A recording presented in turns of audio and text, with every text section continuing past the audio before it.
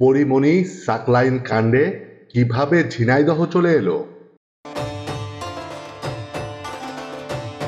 গোয়েন্দা গুলশান বিভাগের এডিসির দায়িত্বে থাকার সময় অভিনেত্রী পরীমণির সঙ্গে অনৈতিক সম্পর্কে জড়ান গোলাম সাকলায়েন। তা নিয়ে আলোচনা শুরুর পর প্রথমে সাকলায়েনকে ডিবি থেকে সরিয়ে মিরপুরের পাবলিক অর্ডার ম্যানেজমেন্টে সংযুক্ত করা হয়েছিল।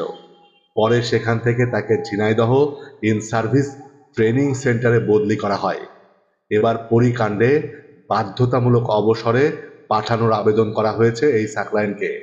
জানা গেছে, জীবনের প্রায় প্রতিটি ধাপে শীর্ষে থাকা গোলাম সাকলায়েন শিথিল ৩০তম বিসিএস এ পুলিশ ক্যাডারে প্রথম হয়ে চাকরিতে যোগ দেন।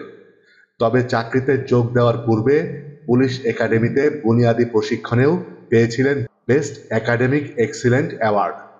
পেশাগত দক্ষতা বাড়ানোর রাজশাহী বিশ্ববিদ্যালয়ে ডিগ্রি মাস্টার্স অব পুলিশ সায়েন্সেও প্রথম হয়েছিলেন তিনি। সবশেষে সাহসিকতা ও দক্ষতার স্বীকৃতি হিসাবে পুলিশ সদস্যদের পদক, রাষ্ট্রপতির পুলিশ পদক পিপিএম পান তিনি। দেশের শীর্ষ সন্ত্রাসীদের গ্রেফতার ও বন্দুকযুদ্ধে বীরত্বপূর্ণ কাজ ও অসীম সাহসিকতার জন্যই তাকে এসব পদক দেওয়া হয়। সাকলায়েন ডিএমপির গোয়েন্দা উত্তর শাখার অতিরিক্ত পুলিশ কমিশনার হিসেবেও কর্মরত ছিলেন। তার স্ত্রীও প্রশাসনের ক্যাডারের একজন কর্মকর্তা। ২০২১ জুলাইয়ের পরীমণির সঙ্গে অন্তরঙ্গ সময়কালে তার স্ত্রী ঢাকার পার্শ্ববর্তী একটি জেলায় উপজেলা নির্বাহী কর্মকর্তা হিসাবে কর্মরত ছিলেন। তাদের একটি সন্তানও রয়েছে। পরীমণি সাকলায়েন কাণ্ডে বিভাগীয় তদন্তে বেরিয়ে আসে, এই নায়িকার সঙ্গে প্রায়ই রাতে বিভিন্ন স্থানে দেখা যেত এডিসি সাকলায়েনকে। রাত গভীর হলে গাড়ি নিয়ে বের হতেন তিনি। মাঝে মধ্যে পরীমণির বাসায়ও যেতেন সাকলায়েন। সর্বশেষ পরীমণি সাকলায়েনের বাসায় তার স্ত্রী না থাকা অবস্থায় গিয়ে প্রায় ১৮ ঘন্টা সময় কাটান। এরপর জনসমক্ষে আসে তাদের একান্ত ঘনিষ্ঠ দৃশ্য।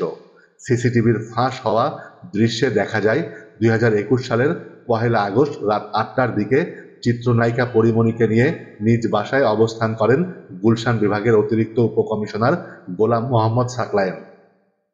সিসিটিভি ফুটেজে আরও দেখা যায়, রাত ৮টার দিকে রাজারবাগের মধুমতি ভবনের সামনে থামে পরীমণির হ্যারিয়ার গাড়ি। ওই ভবনের ১০ তলার সাকলায়েনের সরকারি বাসা। সাকলায়েন নিজে নেমে এসে রিসিভ করেন পরীমণিকে। এর কিছুক্ষণ পর সাকলায়েনের বাসায় প্রবেশ করেন পরীমণির খালাতো বোন ও তার স্বামী। পরে রাত ২টার দিকে পরীমণি সহ ৩ জনই বের হয়ে যান বাসা থেকে। ঘটনার বেশ কিছুদিন পর ফাঁস হয় সেই ভিডিও ফুটেজ। এর জেরে গত ১৩ জুন স্বরাষ্ট্র মন্ত্রণালয়ের শৃঙ্খলা ২ শাখা থেকে উপসচিব রোকেয়া পারভীন জুঁই স্বাক্ষরিত এক প্রতিবেদনে তাকে বাধ্যতামূলক অবসর প্রদান করার জন্য দরখাস্ত করা হয়।